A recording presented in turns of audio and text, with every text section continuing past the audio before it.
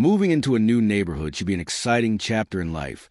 A fresh start, a new environment, maybe even a chance to meet some friendly neighbors. But for me, my welcome committee wasn't exactly what I expected. Instead of warm smiles and greetings, I was met with something far worse. HOA Karen. She wasn't just a neighbor. She was a self-appointed dictator of the block, armed with a clipboard, an overinflated sense of authority, and a mission to make my life an absolute nightmare. From the moment I pulled into my driveway, it began. At first, the harassment was small. The very first morning in my new home, I stepped outside to find a bright orange violation notice taped aggressively to my front door. Lawn not up to community standards, it read. I blinked in confusion. My lawn? The one that had just been professionally installed a week ago? The one that looked pristine? Apparently, that wasn't good enough for Karen. She claimed my grass was half an inch too long. Yes, half an inch. I brushed it off, thinking maybe it was a fluke. But no, this was only the beginning. Next came the garbage bin saga. According to HOA law, or rather Karen's law, trash bins had to be retrieved within 1 hour of collection. I worked late, so by the time I got home, my bin was still out. The next morning, another violation notice. Then a fine. Then another. But Karen wasn't done. My mailbox, which I had specifically chosen to match my house's aesthetic, was apparently too modern for the neighborhood. Another fine. It was never-ending.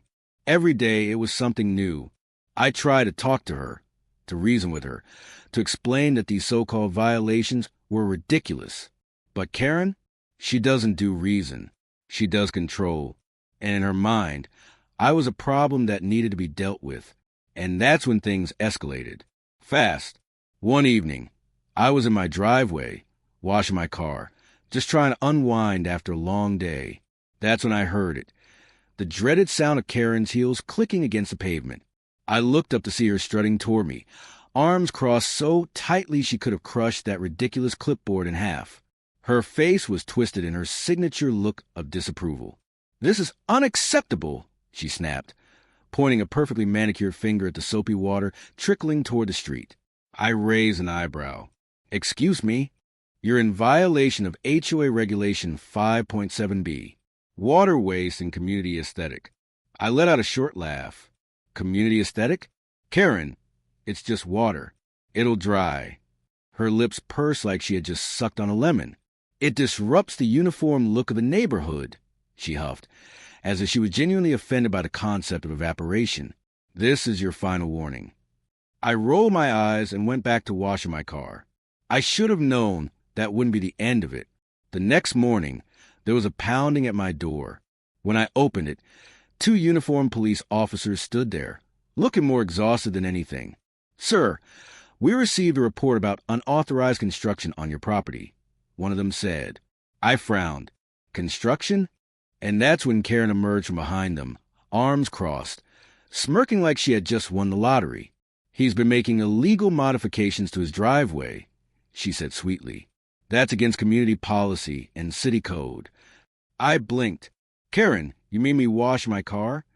The officers exchanged a look, sighed, and one of them finally said, "Sir, can we take a look?" I waved them over, motioning toward my completely normal driveway. No modifications, no illegal construction, just a very clean car and an extremely annoyed homeowner. After a long pause, one officer turned back to Karen. "Ma'am, there's no violation here. This is a civil matter, not a police issue." Karen's smug grin faltered. "Well, he's still a disturbance to the neighborhood. He needs to be dealt with." The officer let out a long, tired sigh. "Ma'am, you can't call 911 for neighborhood disputes. If there's no crime being committed, we can't do anything." Karen's face turned bright red. She hated being told no, and she definitely wasn't going to stop there. Over the next few days, she did everything she could to get me in trouble. She called code enforcement, claiming I had unpermitted structures in my yard. She was referring to, wait for it, my patio umbrella. Then she complained that my porch lights were too bright at night. And when none of that worked, she went nuclear. She called the cops again. But this time, she tried to have me arrested, And that's where she really messed up. Because what Karen didn't know, my brother is a county sheriff. I was sitting on my couch watching TV when I heard another knock. I opened the door, and there stood my brother, arms crossed, shaking his head. "Dude," he sighed, "what the hell is going on?" I groaned. "What now?" He let out a deep breath. "Karen's over there screaming about pressing charges."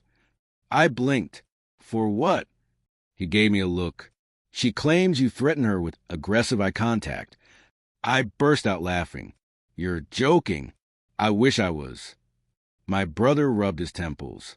"She's demanding we take you in for intimidation and verbal assault." I crossed my arms. He smirked, and I told her to sit down before she gets charged with filing a false report.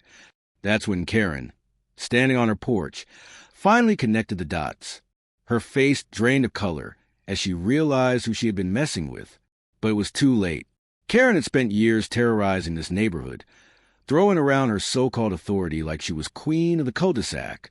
But this time, she had messed with the wrong person, and she had no idea just how badly she had screwed up, continued,